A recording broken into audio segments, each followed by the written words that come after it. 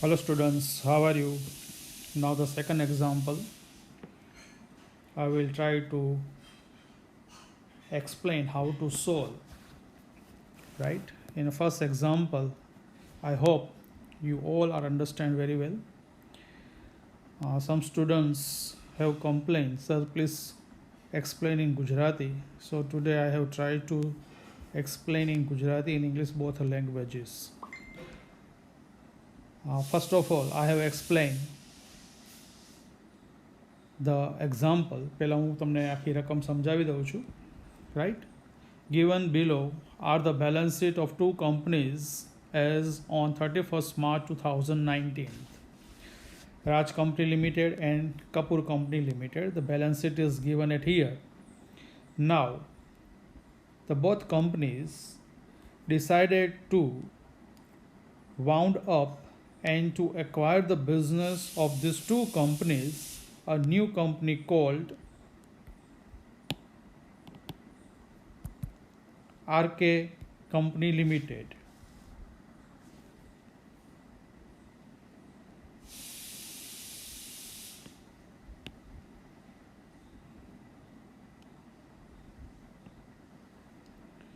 Okay.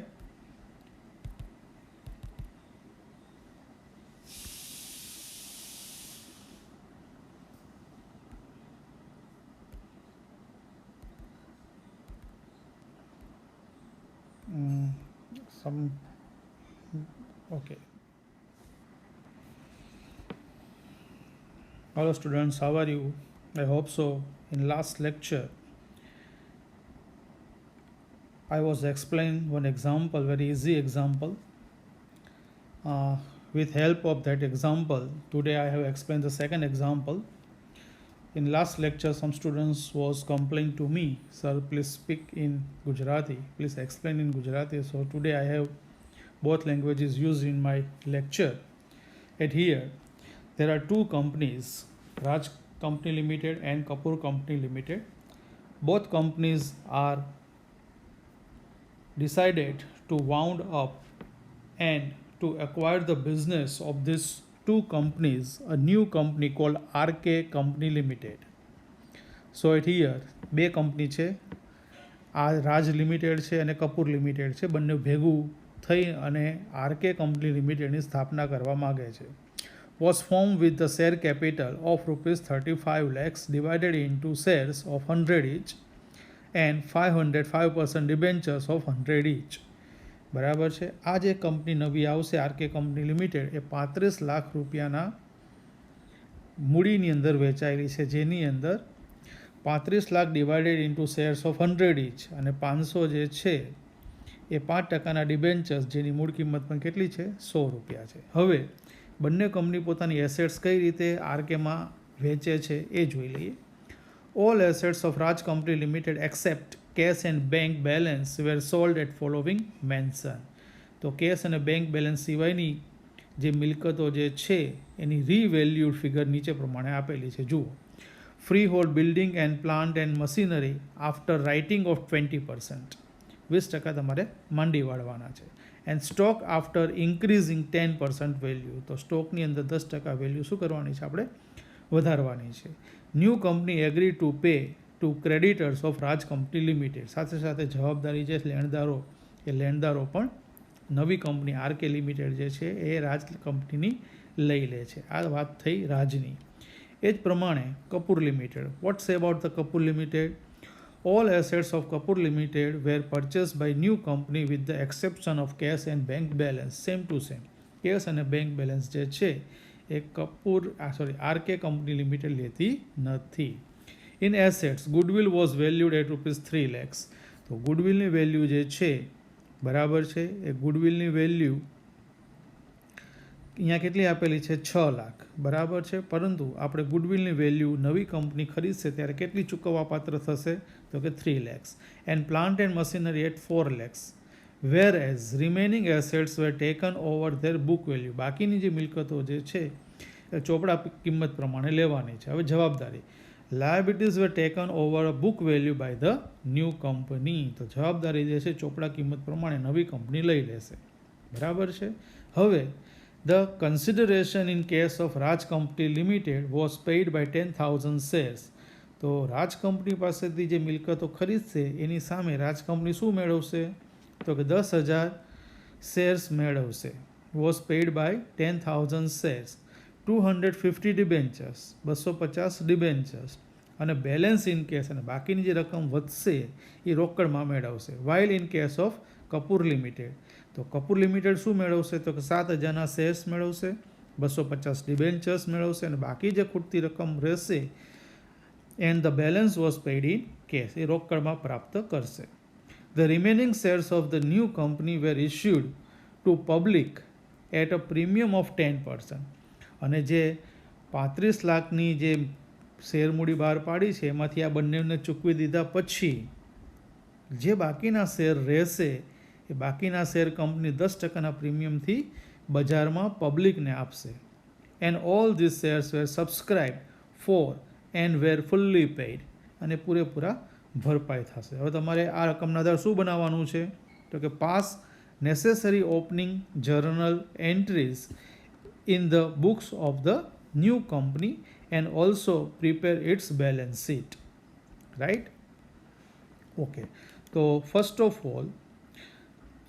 All આપણે શું બનાવીશું? તો કે કેલ્ક્યુલેશન ઓફ નેટ એસેટ્સ.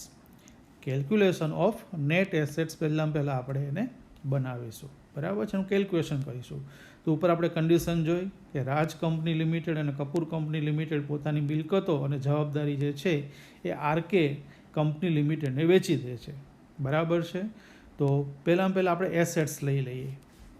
બરાબર છે? તો કે એસેટ્સ જે છે એમાં ફ્રી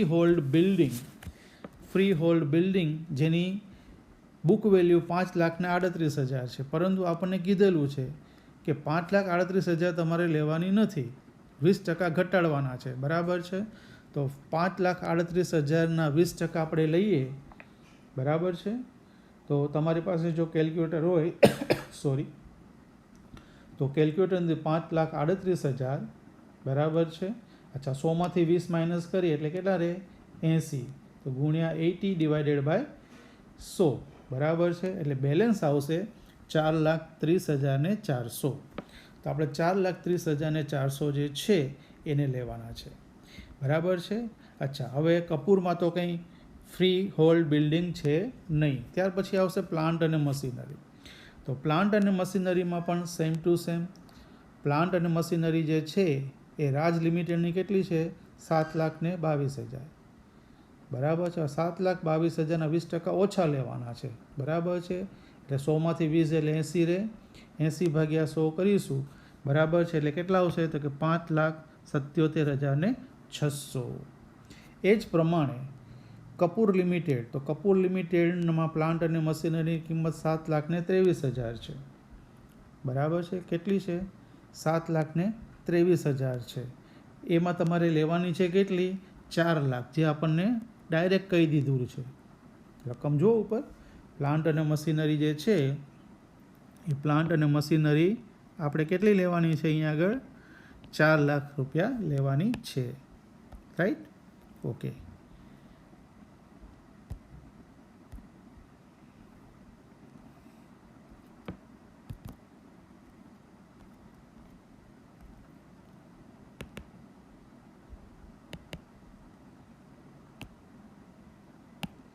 હવે જુઓ આગળ.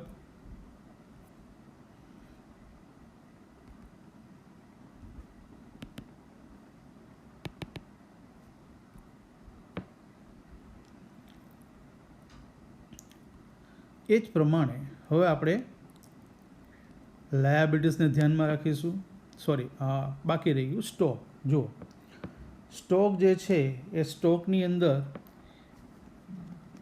આપણે કિંમત આપી છે 4,74,000, પરંતુ આપણે સ્ટોકની વેલ્યુ 10% વધારવાની છે. બરાબર છે? એટલે 4,74,000 ગુણ્યા 110 ભાગ્યા 100 કરશો એટલે સ્ટોકની કિંમત કેટલી આવશે? 5,21,400. બરાબર છે? જ્યારે કપૂર લિમિટેડની અંદર સ્ટોકની વેલ્યુ જે છે એ as it is book value પ્રમાણે આપણે લેવાની છે, 1,27,000. એ જ પ્રમાણે દેવાદારો.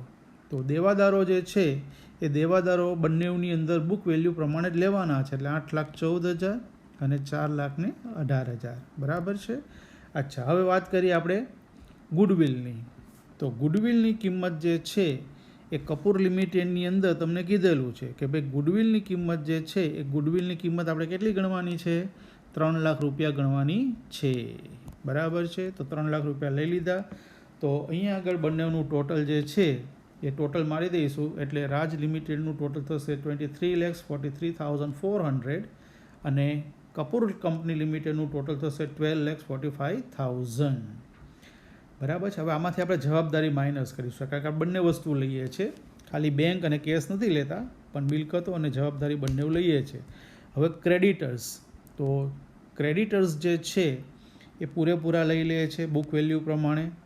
બરાબર છે. રાજ કંપની લિમિટેડના 5,27,000 અને કપૂર લિમિટેડના પણ 3,14,000. એ જ પ્રમાણે બિલ્સ પેયેબલ, તો બિલ્સ પેયેબલ જે છે એ રાજ કંપનીમાં નથી, કપૂર લિમિટેડમાં 1,27,000 છે. બાદ બાકી કરશું એટલે આપણને શું મળશે? નેટ એસેટ્સ મળશે. હવે આપણે રાજ કંપનીને કેટલા ચૂકવવાના થશે? તો કે 18,16,400 બરાબર છે. અને કપૂર લિમિટેડને કેટલા ચૂકવવાના થશે? તો કે 8,00,000 સોરી, અહીંયા ક્યાંક ભૂલ થાય છે. નેટ એસેટ્સ જે છે બરાબર છે, એ નેટ એસેટ્સ પ્રમાણે આપણે જે ચૂકવવાના થશે બાદ બાકી કર્યા પછી 8,04,000, ના સાચો છું, 8,04,000 જે છે એ નેટ એસેટ્સની કિંમત જે છે જે આરકે કંપની લિમિટેડ ખરીદી લેશે અને એની સામે 8,04,000ના શેર્સ અને ડિબેન્ચર્સ આપશે. બરાબર છે. હવે જોયો purchase consideration, calculation of purchase consideration. તો તમારે રાજ કંપનીને કેટલા ચૂકવવાના છે? 18,16,400 અને કપૂર કંપની લિમિટેડને કેટલા ચૂકવવાના છે? તો કે 8,04,000. હવે કઈ રીતના ચૂકવીશું? આપણને ઓલરેડી રકમમાં કીધેલું જ છે કે રાજ કંપની જે છે એ રાજ કંપનીને આપણે 10,000 શેર્સ 100 રૂપિયાના એક એવા, એટલે 10 લાખ રૂપિયા થઈ ગયા, અને 250 ડિબેન્ચર્સ. બરાબર છે. તો પહેલાં આપણે ફક્ત વાત કરીએ કોની? શેરની વાત કરીએ. તો 10,000 ઇક્વિટી શેર 100 રૂપિયાના એક એવા, એટલે 10 લાખ રૂપિયા થયા. એ જ પ્રમાણે કપૂરને કેટલા આપણે, જો અંડરલાઇન કરું છું, કપૂરને આપણે કેટલા ઇક્વિટી શેર આપવાના છે? 7,000 100 રૂપિયા પ્રમાણે, એટલે કેટલા થયા? 7 લાખ થયા. એ જ પ્રમાણે ડિબેન્ચર્સ, તો ડિબેન્ચર્સ રાજ કંપનીને કેટલા દેવાના છે? 250. કેટલા રૂપિયાની મૂળ કિંમતવાળા? 100 રૂપિયાની મૂળ કિંમતવાળા. બરાબર છે. તો અહીંયા લખવાનું ભૂલી ગયો છું. બરાબર છે. 250 લખી નાખું છું. 250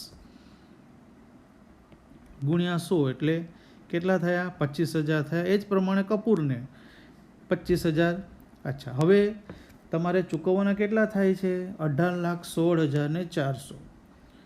18,16,400માંથી 10 લાખ અને 25,000 માઇનસ કરીશું, એટલે જે તફાવત આવશે મેં લખેલું જ છે અહીંયા આગળ. બરાબર છે. મેં લખેલું છે. શું લખેલું છે? ડિફરન્સ. એ શું ચૂકવીશું? કેશ તરીકે ચૂકવીશું. એ જ પ્રમાણે 8,04,000માંથી 7 લાખ વત્તા 25,000 એ ચૂકવતા જે તફાવત આવશે આપણે રોકડા ચૂકવીશું, એટલે કુલ ચૂકવવાના જે છે એ મૂળ કિંમત પ્રમાણે આ રીતે ચૂકવવાના થશે. ઇક્વિટી શેર્સ, ડિબેન્ચર્સ અને બાકીની જે રકમ રહી એ કેશ તરીકે આપણે ચૂકવવાના થશે.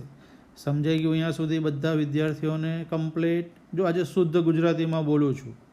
બરાબર છે. એટલે કોઈ કહેતો નહીં કે સાહેબ હવે ઇંગ્લિશમાં સમજણ ઓછી પડે છે એટલે. રાઈટ? ઓકે. બહુ સિમ્પલ ચેપ્ટર છે, એકદમ ઇઝી છે. મેં તમને ઓલરેડી એની જનરલ એન્ટ્રી વોટ્સએપ પર PDF ફાઇલ તરીકે તમને આપી દીધેલી છે. બરાબર છે. હવે એની જ હવે આપણે જનરલ એન્ટ્રી લખવાની છે. હવે જો તમને અહીંયા કીધેલું છે રકમમાં કે તમારે જનરલ એન્ટ્રી જે છે એ ક્યાં લખવાની છે? નવી કંપની. નવી કંપની એટલે કઈ? આરકે કંપની લિમિટેડ, જે ખરીદે છે મિલકત તે. હવે પહેલામાં પહેલી આપણે આમ નોંધ લખીશું. બરાબર છે. મિલકત ખરીદે છે કે આવે તે ઉધાર. બરાબર છે. શું શું ખરીદે છે? તો પહેલાં આપણે રાજ કંપનીને લઈ લઈએ. બરાબર છે. તો રાજ કંપની પાસેથી આપણે બિલ્ડિંગ ખરીદીએ છીએ. બરાબર છે. જો ઉપર કેલ્ક્યુલેશનમાં છે જ બિલ્ડિંગની કિંમત. બરાબર છે. તો free hold building account debit 4,30,400, plant and machinery account debit 5,77,600, stock account debit 5,21,400, ડેટર્સ account debit 8,14,000. જુઓ આમ નોંધ, બરાબર છે. 2 સાથે સાથે આપણે જવાબદારી પણ લઈએ છીએ, તો ક્રેડિટર્સ કેટલા છે, તો કે 5,27,000. ક્રેડિટર્સ એકાઉન્ટ ક્રેડિટ 5,27,000 અને જે તફાવત રહ્યો, બરાબર છે, 18,16,400 એ આપણે પૈસા ચૂકવવાના થશે to liquidator of Raj company limited. આ લિક્વિડેટર ન લખો, to Raj company limited account લખો તો પણ ચાલશે. સમજાઈ ગયું? ઓકે. હવે આપણે એને ચૂકવીએ છીએ. શું ચૂકવીએ છીએ? તો કે શેર, ડિબેન્ચર અને રોકડા. તો અહીંયા આગળ Raj company limited account debit થઈ જશે. Liquidator of Raj company account debit 18,16,000. To share capital 10 lakhs, બરાબર છે. To 5% debentures 25,000. To bank account 7,91,400. તો હવે રાજ કંપનીને બધું ચૂકવાઈ ગયું. હવે વાત કરીએ કોની? તો કે કપૂર લિમિટ પાસે શું શું ખરીદ્યું? તો જુઓ ઉપર,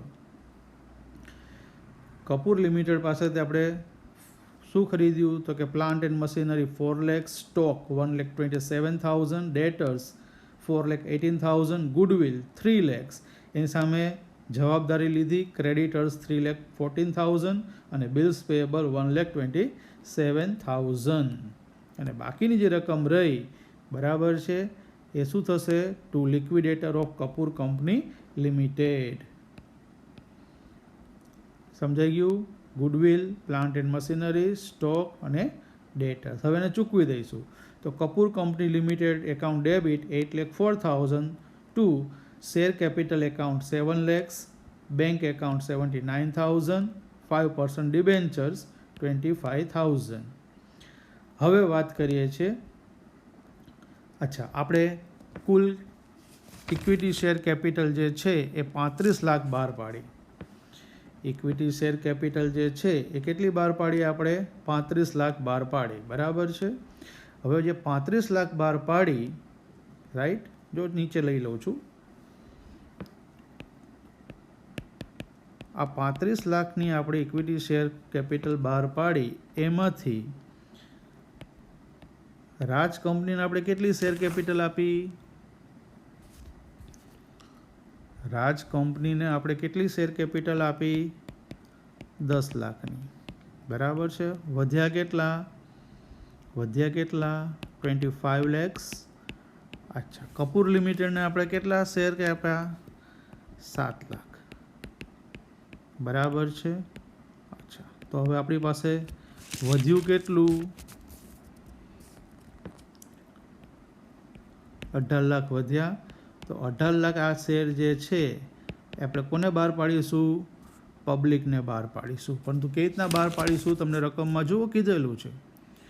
કેવી રીતના બહાર પાડીશું? તો કે 10% પ્રીમિયમથી. તો આના 10% એટલે 1,80,000 થાય. એટલે કુલ આપણને મળશે કેટલા? 19,80,000. એ બેંક એકાઉન્ટ શું થશે? ડેબિટ થશે. એટલે જુઓ મેં એન્ટ્રી લખેલી છે, bank account debit 19,80,000. Two share capital 18 lakhs. Two share premium account 1,80,000. સમજાઈ ગયું મિત્રો? ઓકે. હવે બેલેન્સ શીટ બનાવે. તો અહીંયા આગળ તમારે બેલેન્સ શીટ જે છે એ ઊભા ફોર્મમાં બનાવવાની છે. ઓલી સાદી ટ્રેડિશનલ બેલેન્સ શીટ જે છે એ હવે તમારે ભૂલી જવાની છે, બરાબર છે. કારણ કે કંપની જે છે એકાઉન્ટિંગ સ્ટાન્ડર્ડ 14th પ્રમાણે બેલેન્સ શીટ બનાવતી હોય છે, બરાબર છે. એટલે ઊભી બેલેન્સ શીટ જે છે એ ઊભી બેલેન્સ શીટને આપણે ધ્યાનમાં રાખવાની છે. હોરિઝોન્ટલ અને વર્ટિકલ તમને સમજાવ્યું હશે, બરાબર છે. તો આ વર્ટિકલ બેલેન્સ શીટ જે છે એને આપણે ધ્યાનમાં રાખવાની છે.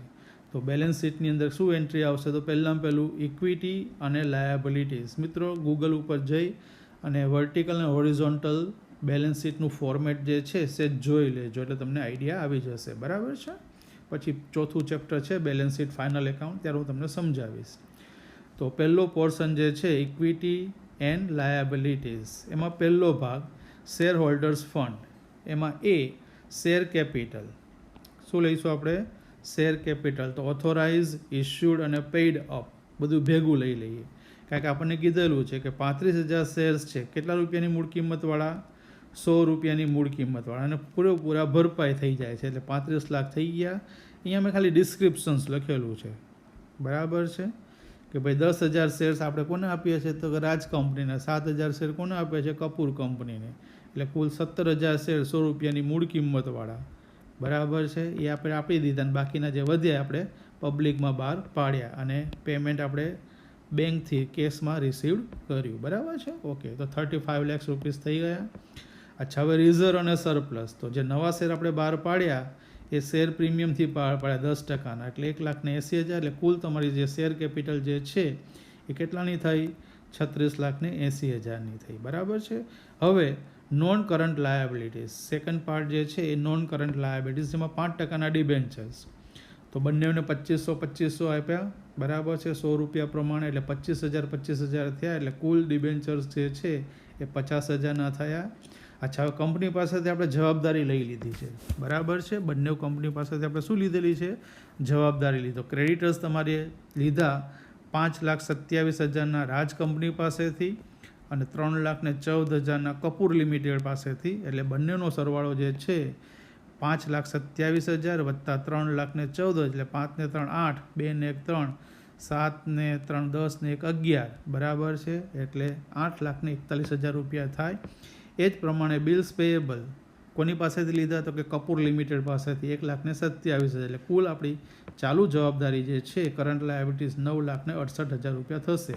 તો છેલ્લે આપણું જે ટોટલ આવ્યું, બરાબર છે, એ કેટલું આવ્યું?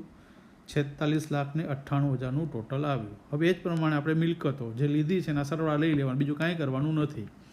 તો બી પોર્શન જે છે એ મિલકત, એટલે ટૂંકમાં જે આપણે મૂડી અને દેવા અને મિલકત અને લેણા આમ બે ભાગ કરીએ છીએ, એમ અહીંયા ઊભું લખવાનું છે. પહેલી આપણે વાત કરી કોની કરી? તો કે ઇક્વિટી અને લાયબિલિટીઝની. હવે બી વાત કરીશું કોની? તો કે એસેટ્સમાં. પહેલી એસેટ્સ કઈ આવશે? નોન કરંટ એસેટ અથવા તો ફિક્સ એસેટ્સ તરીકે પણ ઓળખાય. તો ગુડવિલ 3 લાખ રૂપિયા, ફ્રી હોલ્ડ બિલ્ડિંગ 4,30,000 રૂપિયા, પ્લાન્ટ અને મશીનરી 5,77,600 રાજની અને 4 લાખ રૂપિયા કપૂરની. એટલે 5 ને 4 9,77,600, બરાબર. સરવાળો કરીશું એટલે નોન કરંટ એસેટ એટલે ફિક્સ એસેટ્સ કેટલી થઈ? 17,08,000ની થઈ. હવે કરંટ એસેટ્સ. કરંટ એસેટ કોને કહેવાય? તમે રેશિયો એનાલિસિસ શીખી ગયા છો 12મા ધોરણમાં, બરાબર. ગુણોત્તર પ્રમાણ ગુજરાતીમાં કહીએ તો સ્ટોક. તો સ્ટોકનો સરવાળો કરીશું 5,21,400 વત્તા 1,27,000. એટલે બંનેનો સરવાળો કેટલો થયો? 6,48,400. ડેટર્સ. તો ડેટર્સ 8,14,000 અને 4,18,000, એટલે 12,32,000, બરાબર છે. અને બેંક બેલેન્સ. તો અહીંયા આગળ બેંક બેલેન્સ જે છે એ બેંક બેલેન્સનો સરવાળો કેટલો થશે? તમારી પાસે બેંક બેલેન્સ જે છે, બરાબર છે, એ બેંક બેલેન્સનો સરવાળો આપણે બધી રકમ ચૂકવતા આપણી પાસે જે રકમ વધશે, બરાબર છે, એને આપણે બેંક બેલેન્સ તરીકે લઈશું, બરાબર છે. તો અહીંયા આગળ આપણી પાસે બેંક બેલેન્સ જે છે એ 11,09,600 વધશે. એટલે 6 ને 4 10 ની 0, બરાબર છે. 8 ને 2 10, 10 ને 9 19 વત્તાની 1, બરાબર. 4 ને 5 ને 3 8, 8 ને 1 9, રાઈટ. તો અહીંયા આગળ જે સરવાળો જે છે, બરાબર છે, સરવાળો ફરીથી આપણે ચેક કરી લઈએ એકવાર. જુઓ,